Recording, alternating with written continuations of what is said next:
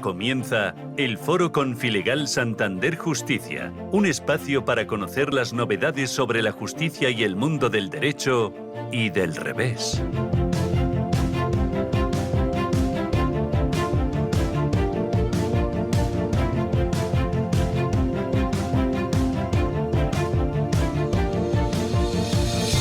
Buenas tardes amigos, bienvenidos a un nuevo espacio de Foro Confilegal Santander Justicia. Les habla Carlos Berbey. Hoy este programa no lo hacemos desde España, lo hacemos desde Luxemburgo. ¿Por qué? Se preguntarán. Porque aquí tiene su sede el Tribunal de Justicia de la Unión Europea, al que muchos de ustedes conocerán por sus siglas, el TJUE.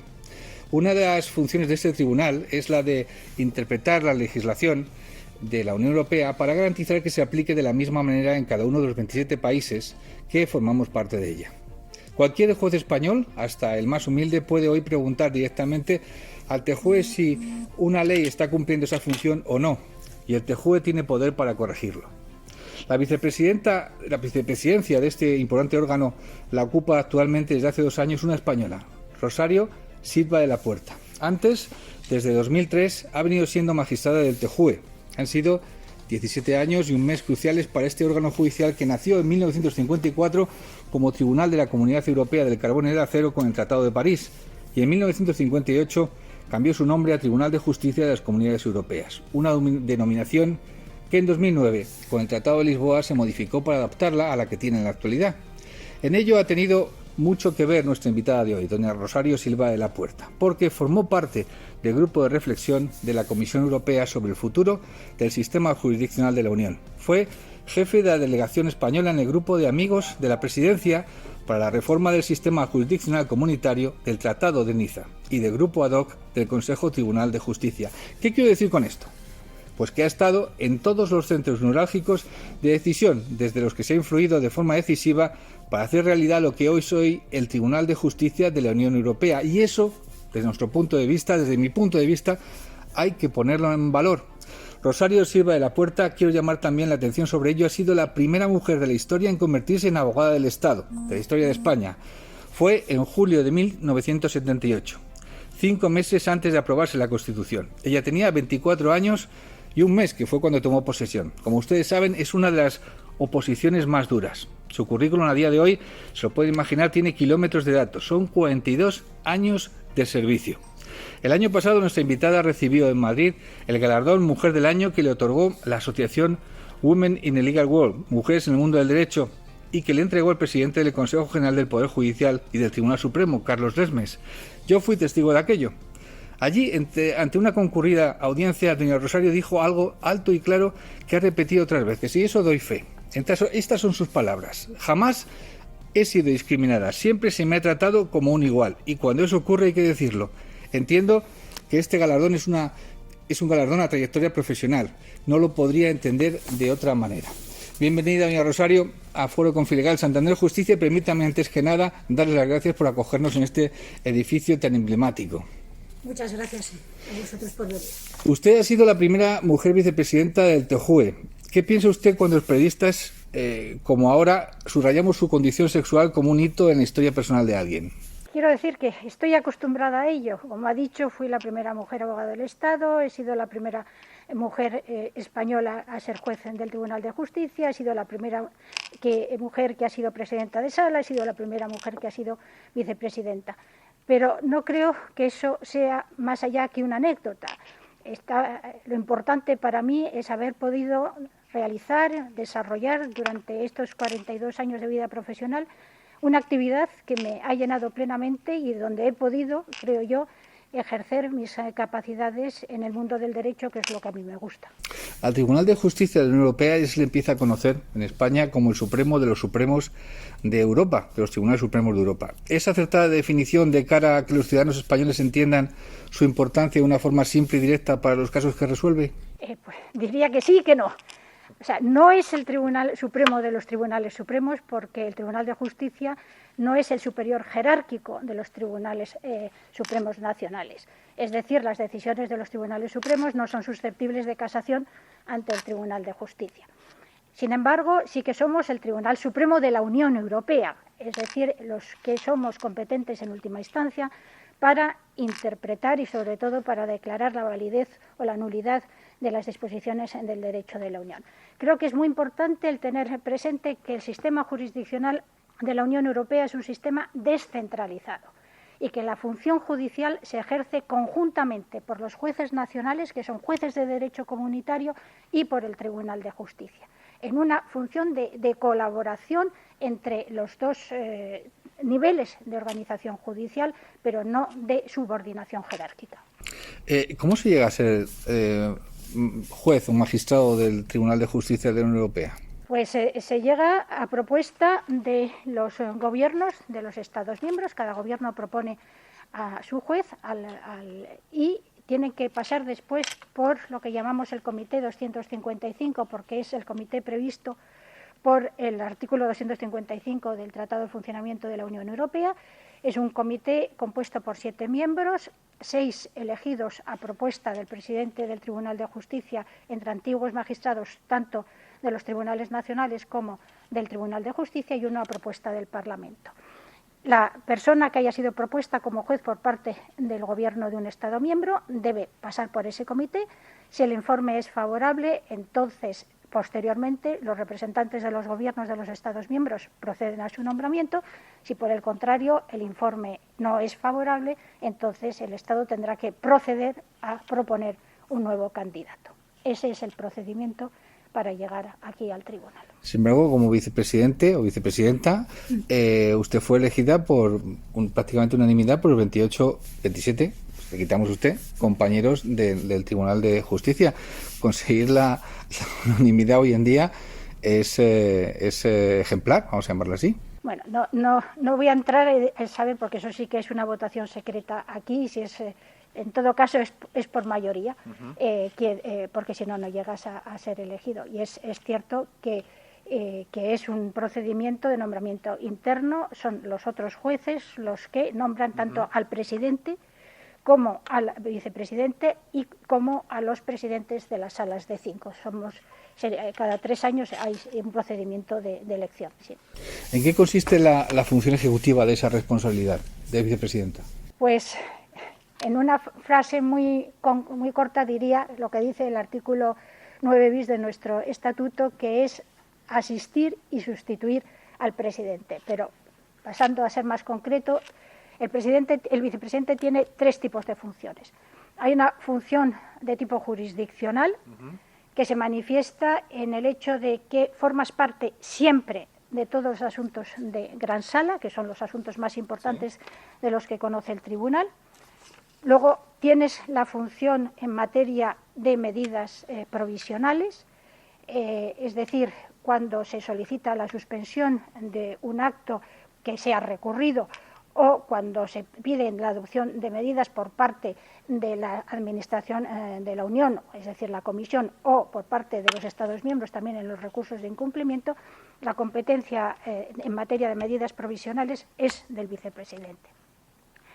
Y luego tienes la función de, que esto es nuevo porque es desde el mes de mayo del año pasado, de la admisión de las casaciones en determinados casos.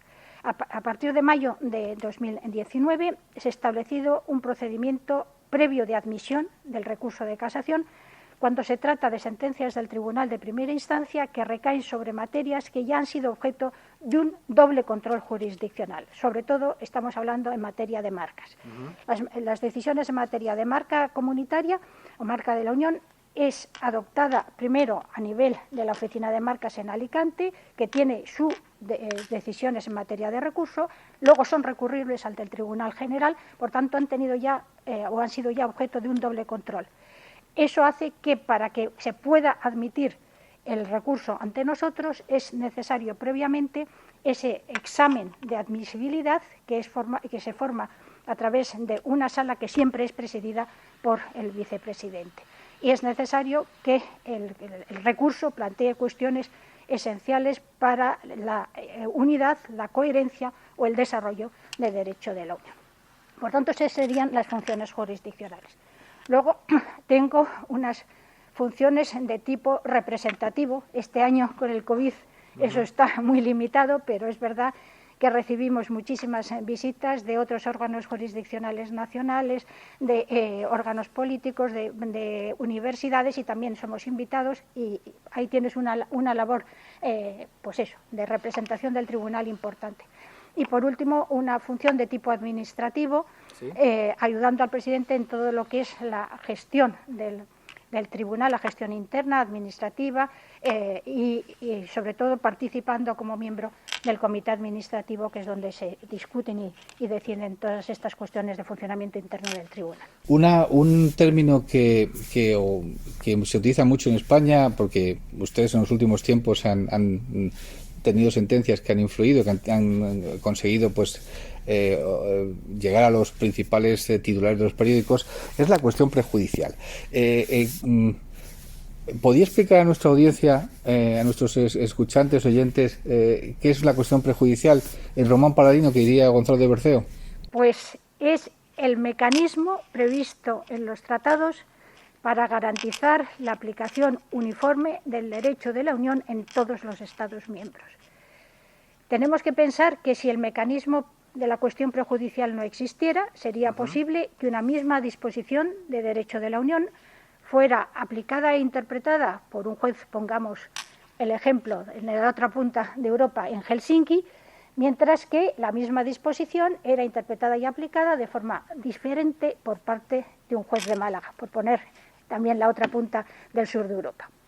En estos casos, para evitar que esto se produzca, los tratados han previsto que un juez nacional que conoce de un asunto donde se aplica el derecho de la Unión y tiene dudas en cuanto a su interpretación o a su validez, pueda preguntar al Tribunal de Justicia, que le responde, y esa respuesta luego tiene que ser aplicada por parte del juez nacional.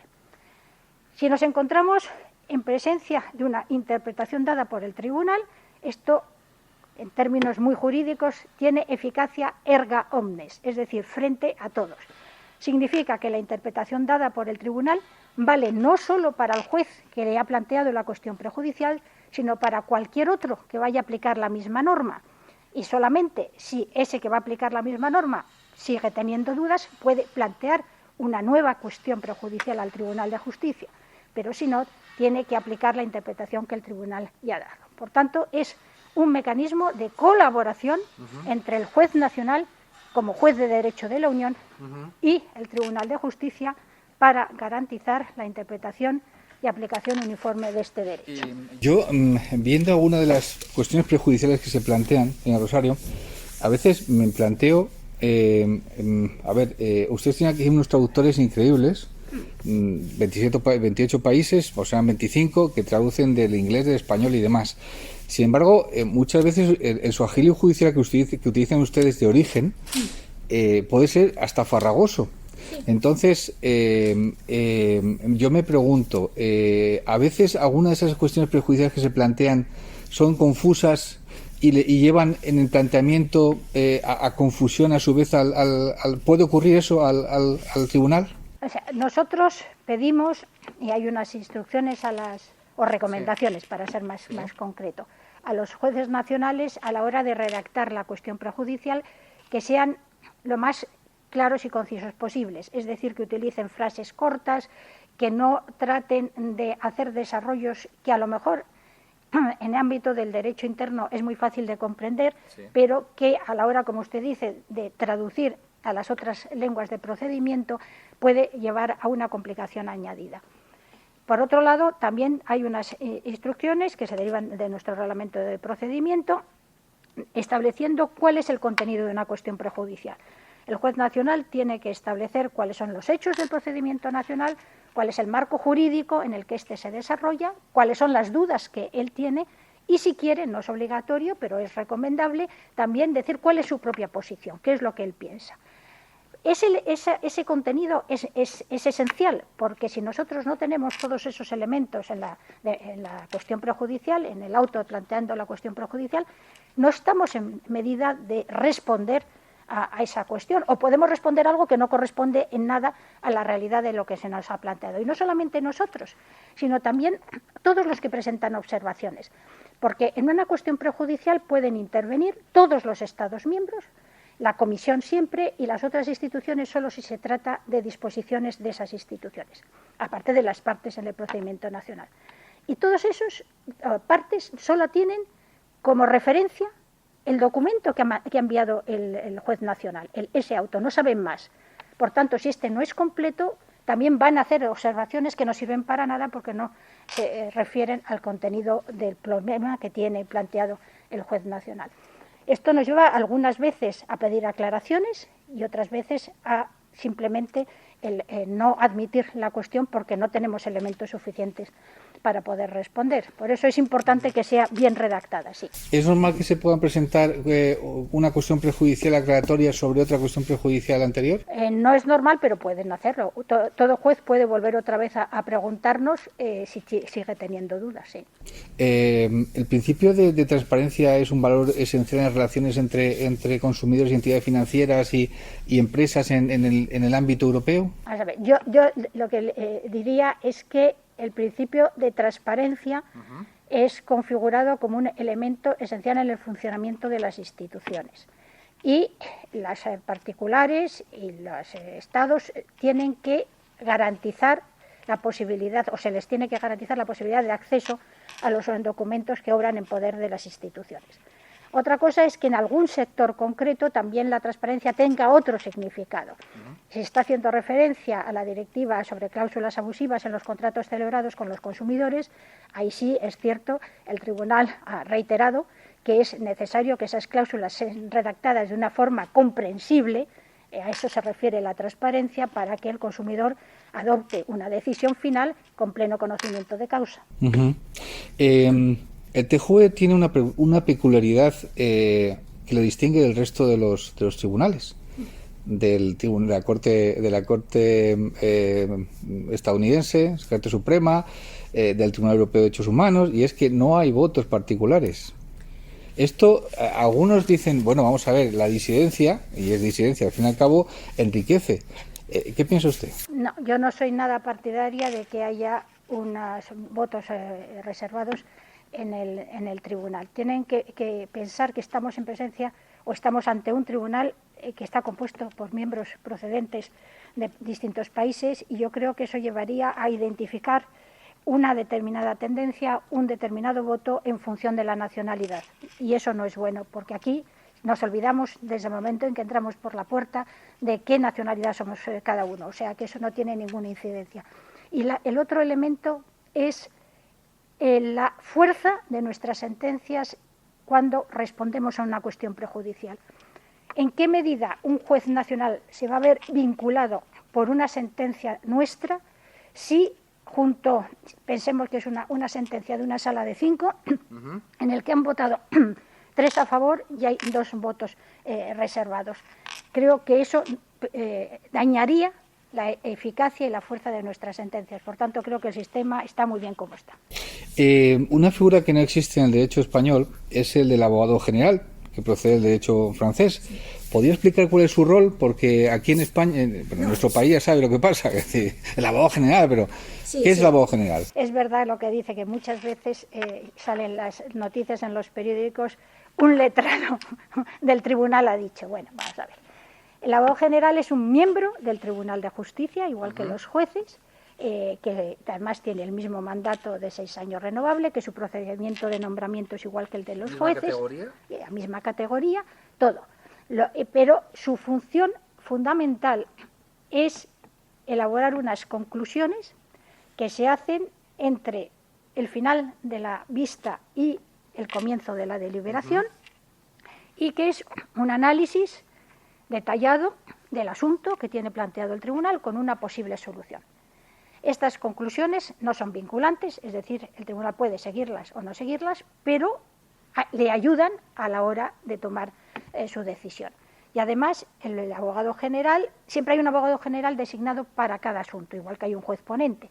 Y desde el momento del inicio del procedimiento hasta el final siempre está involucrado en la tramitación. Es decir, cualquier medida de tramitación del asunto siempre se oye previamente al abogado general. Por tanto, creo que es pues un lujo que tiene este tribunal el poder contar con personas que son altamente calificadas, que te hacen un análisis previo del asunto y que luego tú puedes tomar lo que te penses que es adecuado a la hora de redactar tu proyecto de sentencia. En un 67% de los casos sus dictámenes no coinciden con los del tribunal. Esto es normal, ¿no? Creo que las estadísticas son al revés, que en el 67% coinciden, pero de todas formas son estadísticas. Bueno, sí.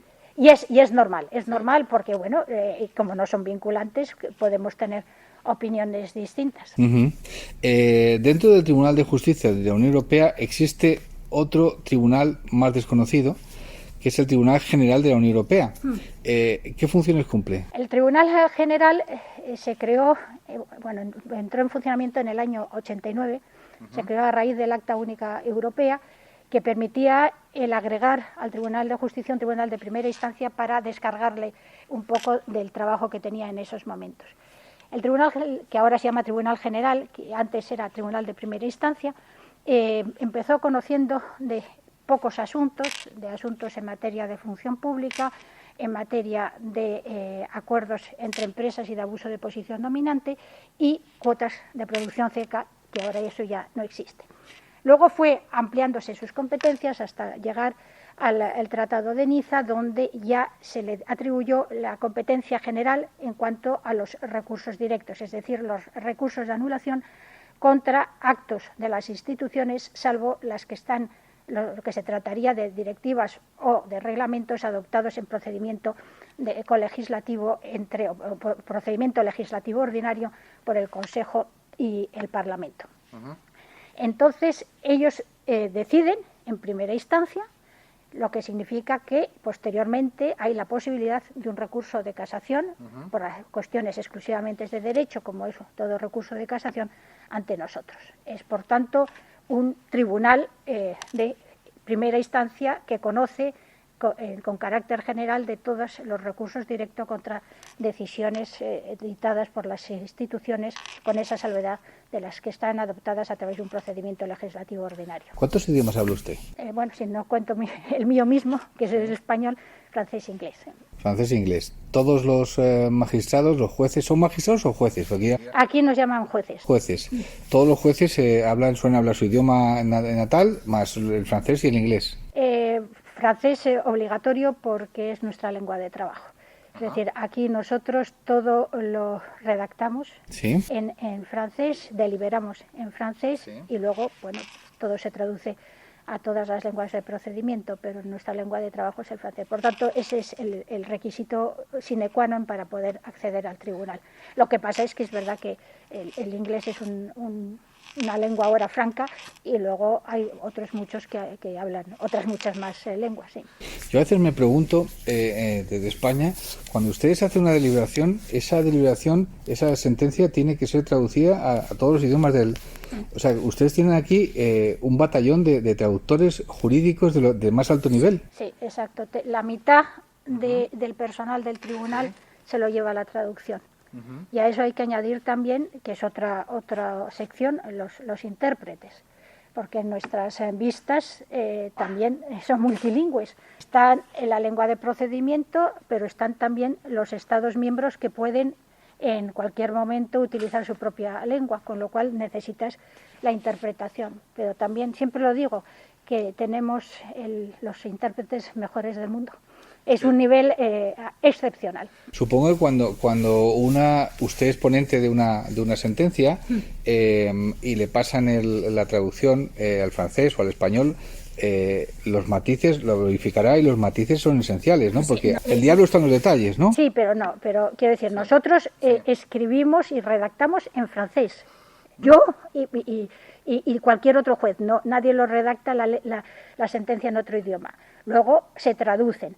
Lo que sí hace mi gabinete siempre es que las sentencias en que la lengua de procedimiento es el español, controlamos para que no haya problemas, pero bueno, son siempre un sistema de colaboración con la unidad española de la traducción. ¿Cuánto tiempo al año se pasa aquí en Luxemburgo? Todo el rato.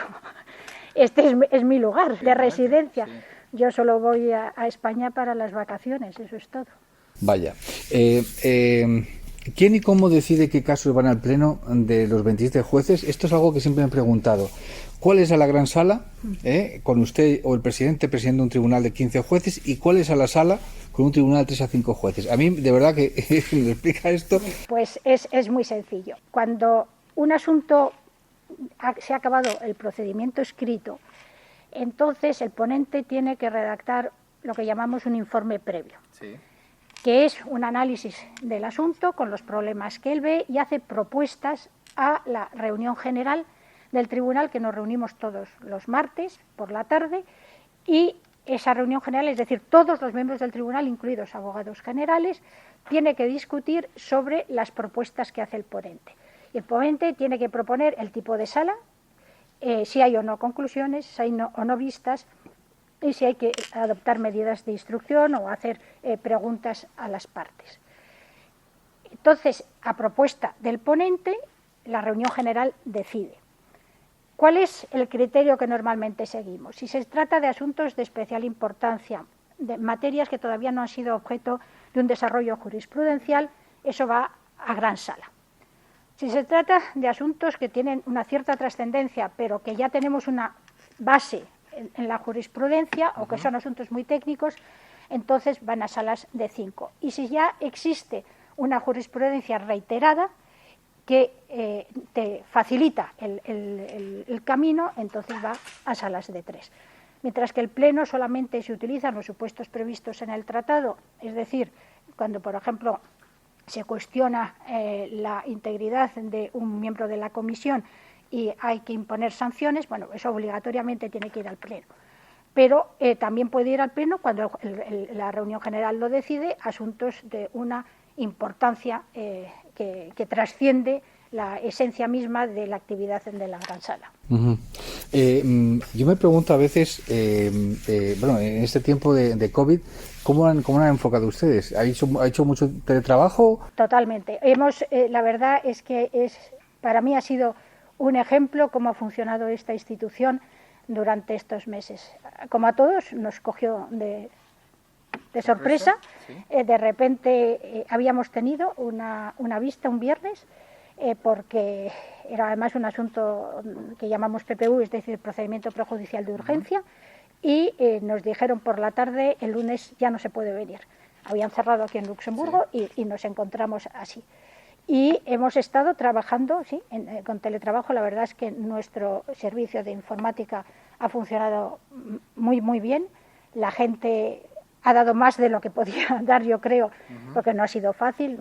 En casa no tiene los medios que tienes en el tribunal, y luego hay mucha gente, bueno, pues que tienen familias y que están los niños por medio, que todo eso no facilita la vida, y también porque hay que relacionarse. Hemos conseguido hacer vistas a través de videoconferencias, sí, cuando ha habido personas que porque en sus países estaban confinados no podían venir, y eso también hemos aprendido a hacerlo y funciona muy bien. Y también hemos aprendido a hacer deliberaciones de forma telemática. No todo el mundo, pero sí, la mitad y mitad, con lo cual también lo hacemos siempre en la sala más grande que tenemos para estar separados. Pero hay que decir que ha funcionado muy bien. Nuestras estadísticas en este momento son las mismas que el año pasado por iguales fechas. Es decir, no se ha notado que hemos tenido todas esas dificultades, hemos seguido produciendo y hemos seguido trabajando. Una última pregunta. Si no existiera el Tribunal de Justicia de la Unión Europea, ¿habría que inventarlo? Por supuesto. Es inconcebible. La Unión es una unión de derecho. Hay otras cosas, pero es sobre todo una unión de derecho. Y eso significa que tienes que tener un órgano jurisdiccional que te garantice, como hemos dicho antes, la unidad en la interpretación y aplicación de los tratados, pero también que te garantice el respeto de ese derecho por parte de las instituciones y de los Estados miembros. Por tanto, yo no puedo concebir una unión sin un tribunal de justicia, sería imposible. Y en todas esas reuniones, antes de que se materializara el TJUE tal como conocemos ahora mismo, usted veía claro que eso tenía que ser así. No, quiero decir, el tribunal existe desde el principio. Los autores ya del Tratado CECA, al que se refería usted en el año 52, ya previeron que para que funcionara esa comunidad del carbón y del acero, y estamos hablando de una comunidad sectorial, era necesario un órgano jurisdiccional. Y eso se ha mantenido siempre. Habrá habido modificaciones en su estructura, no muchas, pero unas pocas, o en la forma de funcionamiento.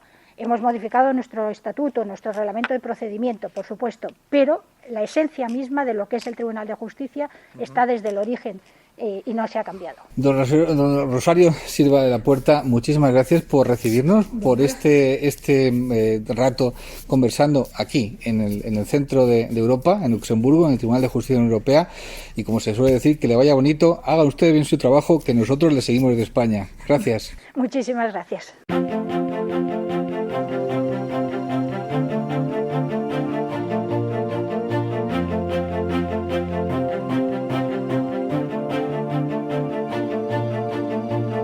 Las opiniones enriquecen y ayudan. Tertulia del Foro Confilegal Santander Justicia.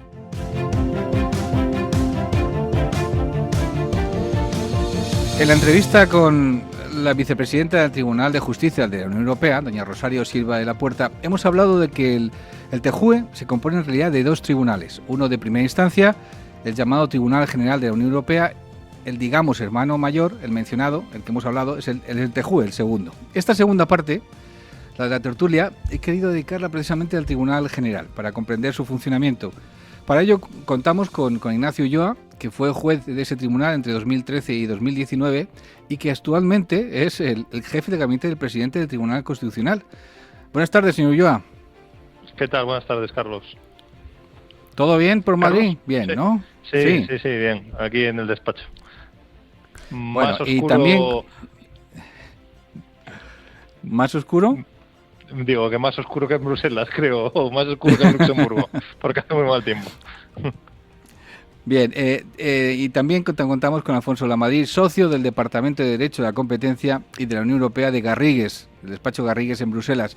El señor Lamadrid es uno de los 4 abogados que representan nada menos que a Google en su recurso contra la sanción de 4.340 millones de euros, que se dice pronto, que la Comisión Europea impuso por abuso de posición o supuesto abuso de posición dominante con su sistema Android. Bienvenido, señor Lamadrid. ¿Qué tal? Buenas tardes, Carlos. Un placer estar con vosotros. Un placer tenerle aquí con nosotros también. Señor Ulloa, a ver, dicho así a bote pronto y fácil, ¿para qué sirve el Tribunal General de la Unión Europea? ¿Cómo lo explicaría a su madre, o a su mujer, o a su hijo, a gente que no tiene ni idea de lo que es? Pues se explica de una manera relativamente sencilla. Sería el tribunal u órgano jurisdiccional que se encarga de revisar la legalidad o la adecuación al derecho de la Unión Europea de los actos y disposiciones que dictan la Comisión, el Consejo, el Parlamento y otras instituciones, órganos y organismos y agencias de la Unión Europea. Es el que controla la legalidad de la actuación de la Administración comunitaria. ¿Y qué asuntos trata? Así de sencillo. Pues sus materias son de lo más heterogéneas. Es un tribunal que originariamente se creó para la supervisión de la actuación de la Comisión, especialmente en materia de competencia, en abuso de posición dominante, prácticas restrictivas de la competencia, cuestiones relativas a también las ayudas de Estado, y a partir del año 88 se va expandiendo sus competencias y hoy por hoy trata todo tipo de competencias, no solo las cuestiones relacionadas con la competencia, sino también la propiedad intelectual, especialmente las marcas de la Unión Europea, pero también se extiende su competencia al acceso a documentos y información por parte de las instituciones, a cuestiones relacionadas con el personal y funcionarios públicos, cuestiones relacionadas con política agrícola, y cuestiones relacionadas incluso con el control de la legalidad de los actos de política exterior, que es una materia relativamente singular en el sentido de que es una materia desglosada o desmembrada de la política que es objeto de control jurisdiccional. Señor Lamadrid, usted está en la otra parte. Esto debe ser muy complicado, ¿no? Que decir, por lo que me está contando el señor Ulloa, uno tiene que tener una capacidad de comprensión y dominación de estos terrenos inmensa. Esto es para iniciados, ¿no? ¿O no? Bueno, es un área en el que el conocimiento del derecho de la Unión Europea es importante, en el que la experiencia juega un papel importante. En muchos aspectos es un tribunal accesible, hay que acostumbrarse a ciertas peculiaridades, no tanto del derecho como del propio tribunal. Es un tribunal que en muchos aspectos es un tribunal que opera más como un tribunal de common law, tiene una influencia de distintas culturas, con jueces de distintos países, distintos perfiles. Pero bueno, yo creo que la experiencia efectivamente es importante, sobre todo porque lo que se discute ante el Tribunal General y ante el Tribunal de Justicia son siempre cuestiones técnicas complejas de derecho de la Unión. Entonces sí que la especialización, la experiencia son importantes. Aquí no hay muchos abogados españoles especializados en esto, ¿no? Bueno, hay abogados, hay grandes... ¿Cuántos hay? A ver. Es difícil hacer el cálculo, pero hay magníficos juristas especializados en derecho de la Unión Europea en España. Hemos tenido magníficos jueces, magníficos abogados generales. Hay grandes especialistas en la Comisión Europea, en las instituciones, en los servicios jurídicos de las instituciones que pleitean día sí día también allí, españoles, y por supuesto también en despachos de abogados. Yo creo que hay dos planos que es importante distinguir. Por un lado están las cuestiones prejudiciales, donde cualquier abogado de prácticamente cualquier orden puede llegar a acudir al Tribunal de Justicia, al Tribunal Superior.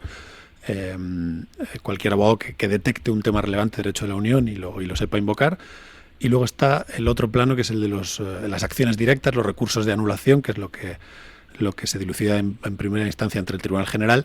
Y ahí sí que es cierto que el trabajo se suele concentrar más en un número más limitado de despachos y de abogados. Señor Ulloa, en España no se comprende demasiado lo que es ni el TJUE ni el TGUE, ¿no? ¿A usted qué le parece? Vamos a ver. La realidad es que, vamos a ver, el grado de conocimiento que tiene el ciudadano medio es muy, muy limitado. El grado de conocimiento que existe en la jurisdicción o en el foro es un poco mayor, porque ya se iba trabajando muchos años aplicando el derecho de la Unión, y también todos los operadores jurídicos, por así decir, saben que el elemento comunitario se ha incorporado al derecho nacional. Pero para el público en general es absolutamente un desconocido, y dentro de la praxis de los abogados, desgraciadamente el número de abogados españoles que intervienen ante el tribunal pues tampoco es muy grande, pero yo no creo que sea un problema de desconocimiento, es simplemente un problema de acceso, y que muchas veces pues no tienes el cliente adecuado, y si no tienes el cliente que te suscite el caso, pues no impugnas ante el Tribunal de Justicia ante el Tribunal General en primera instancia por medio del recurso directo de anulación, ¿no? Señor Lamadrid es uno de los 4 abogados que representan a Google en su recurso ante el Tribunal General, ante el Tribunal General, en el cual usted estuvo trabajando 5 años, ¿no? ¿Fueron 5? 6 años. 6 añitos. 2013, 6 añitos. añitos. Sí. Para que un español esté metido entre los 4 grandes, tiene que ser bueno, ¿no? Tiene que conocer muy bien esto, ¿o no? Pregunto. Entre los 4 grandes... Entre los 4 abogados. Son 4 abogados que defienden a Google. Sí, el hecho de que hay un español...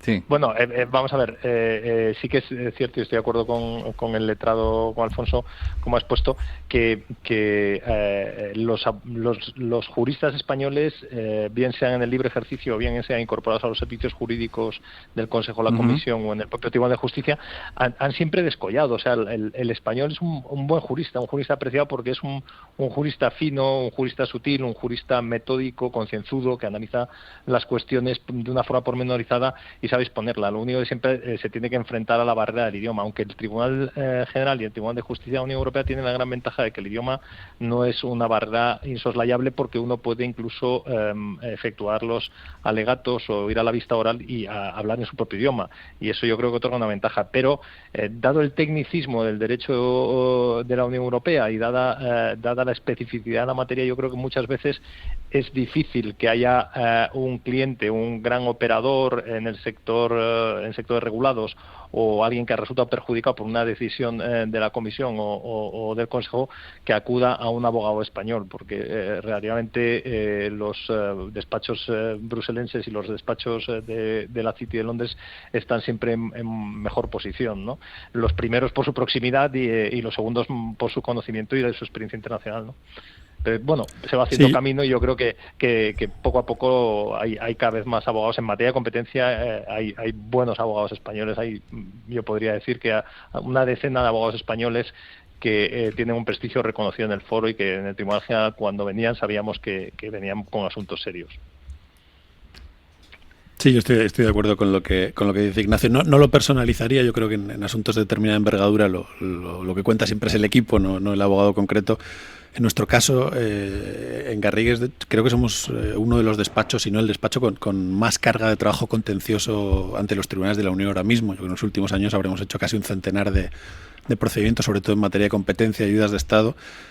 Las ayudas de Estado, de hecho, ha sido trabajo recurrente ante el tribunal. Yo creo que esa experiencia es importante cuando nos posicionamos de cara a otros procedimientos también. Y nosotros ahí hemos trabajado en muchos asuntos de muy diversa índole, trabajando pues para grandes empresas españolas, grandes empresas internacionales, administraciones públicas, varias comunidades autónomas. Hemos representado incluso a la propia Comisión Europea en una serie de asuntos. Y sí es cierto que algo peculiar que hemos conseguido en los últimos años ha sido trabajar en muchos asuntos de importancia que no tienen que ver con España, no solo el que mencionabas. Tenemos otra serie de asuntos en los que hemos trabajado para grandes empresas multinacionales en asuntos sin relación con España. Y cuando estoy activo, por ejemplo, en esto ante el TGUE o ante el TJUE, ¿en qué idioma lo hace? Nosotros habitualmente trabajamos o bien en inglés o bien en español. Los asuntos de ayudas de Estado suelen ser en español. Los asuntos de competencia depende del cliente. Normalmente es el recurrente quien elige el idioma de procedimiento. Entonces el procedimiento escrito y el procedimiento oral discurren en uno de esos dos idiomas. Después en las vistas el letrado elige el idioma en el que habla, o es el idioma del procedimiento, tiene que ser. Pero los jueces escuchan con traducción simultánea, una traducción, por cierto, excelente, pero bueno, es algo que también hay que tener en cuenta. Son los mejores traductores juristas de toda Europa. Son realmente extraordinarios. Son muy buenos traductores. Sí. Pero bueno, puede que el lenguaje en ocasiones sea una barrera. Para nosotros estamos acostumbrados a eso y, como digo, trabajamos habitualmente en inglés. La mayoría de mi trabajo ahora mismo es en inglés, también en español y hemos tenido algunos asuntos en francés también. En el caso de los dos tribunales de primera instancia y el superior, ocurre como en España que uno dice, a ver, ¿quién ha tocado? ¿Quién es el ponente? ¿Es importante el ponente o no? O aquí en este caso la razón de quién sea el ponente no tiene importancia. Pregunto, Ignacio. Yo creo que bueno, eso como sería parte afectada, pero es indudable. Nosotros sabemos que los letrados pues tienen siempre sus preferencias. Hay gente que accede al tribunal con un determinado bagaje o experiencia más profundo en determinada materia y por lo tanto pues tiene una cierta especialización, y los letrados, cuando son asuntos de competencia, prefieren que el juez ponente o en la sala haya alguien que tenga conocimiento de la materia, porque dada la heterogeneidad, como explicaba antes Alfonso, la heterogeneidad de Estados miembros y de culturas jurídicas y de experiencias profesionales y de bagajes, pues puede suceder que en una sala que esté conociendo un asunto o de competencia o de propiedad intelectual no haya un juez que sea experto en esta materia, y esto sí que les provoca una cierta inquietud.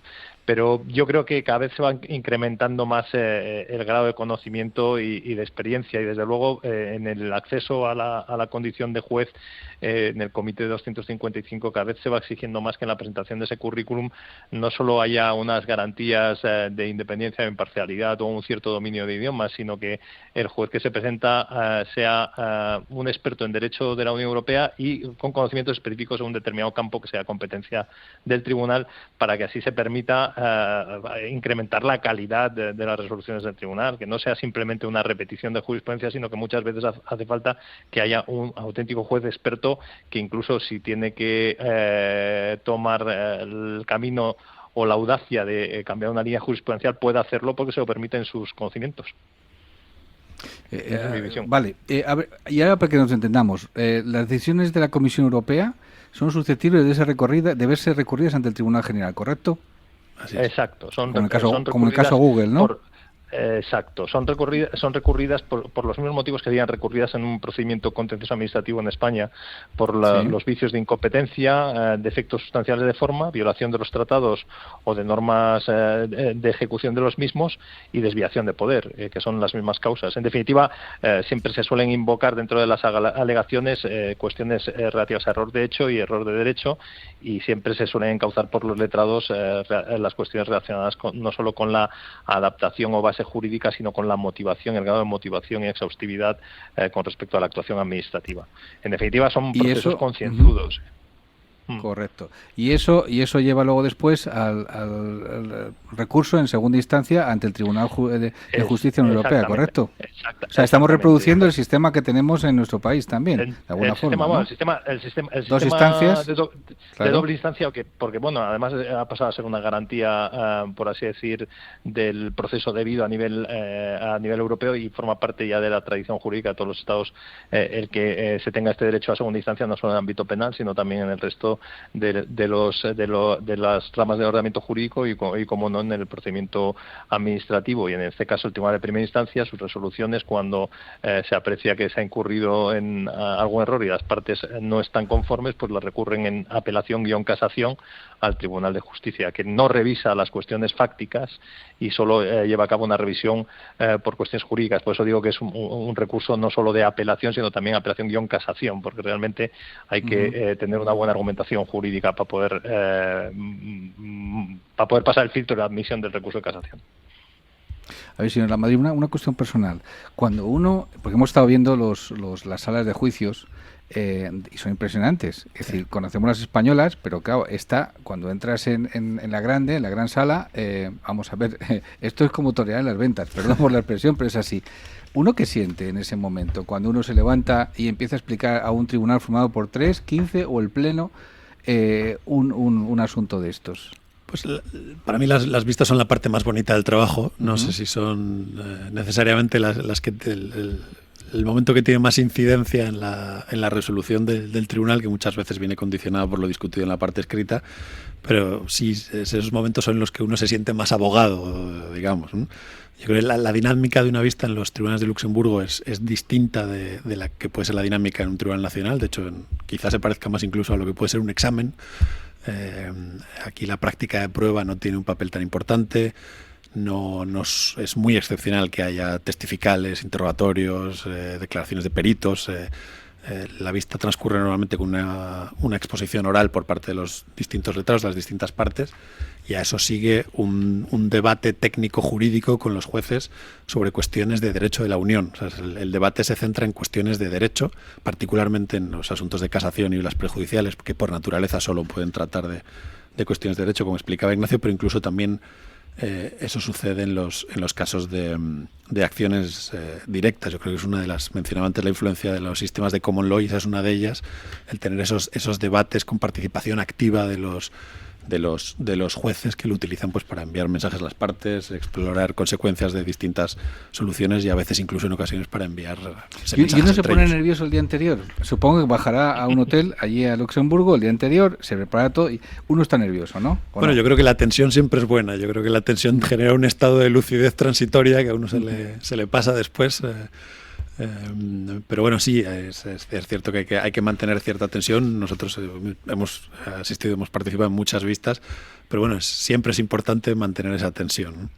Señor Ulloa, como todo lo que comienza tiene su fin, y me gustaría seguir con esta tertulia, pero está muy bien este programa especial de haberles tenido a ustedes, al señor Ulloa, que ha sido durante 6 años juez en el Tribunal General de la Unión Europea y hoy es el jefe de gabinete del presidente del Tribunal Constitucional, y también al señor Lamadrid. Muchísimas gracias a los dos por sus aportaciones en este programa especial hecho desde Luxemburgo y desde Bruselas sobre el Tribunal de Justicia de la Unión Europea. Para entenderlo y para comprenderlo, porque lo que aquí se dirime tiene consecuencias en todos los países, en los 27 países de la Unión. Nos vamos hasta aquí. Hemos llegado hoy en Foro Confilegal Santander Justicia. Recuerden que dentro de una semana tenemos una nueva cita. Cuídense y hasta entonces.